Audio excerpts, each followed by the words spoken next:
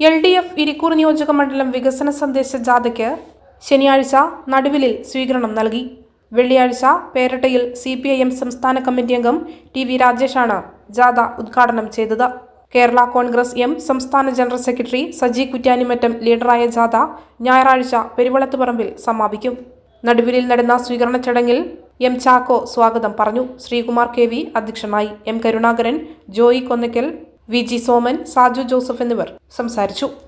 ഇടതുപക്ഷ ജനാധിപത്യ മുന്നണിയുടെ നേതൃത്വത്തിൽ നടപ്പിലാക്കിയ ഭരണപരിഷ്കാരങ്ങൾ, നേട്ടങ്ങൾ, പദ്ധതികൾ, പരിപാടികളിലൊക്കെ ജനങ്ങളുമായി സംവദിച്ചുകൊണ്ടാണ് ആ ജാഥകൾ കടന്നുപോയത്. പക്ഷേ നമുക്കറിയാം, ഇത്തരം ജാഥകളൊക്കെ നിയോജക മണ്ഡലത്തിന്റെ ഒരു പ്രധാന കേന്ദ്രങ്ങളിൽ മാത്രം കടന്നുവന്ന് പോകുക എന്നതിൽ കവിഞ്ഞ് ഒരു മണ്ഡലത്തിന്റെ എല്ലാ മേഖലകളിലും സ്പർശിക്കുവാൻ അവർക്ക് സാധിക്കും. അതുകൊണ്ട് തന്നെയാണ് ഇടതുപക്ഷ ജനാധിപത്യ മുന്നണി ഒരു തീരുമാനമെടുത്തത്.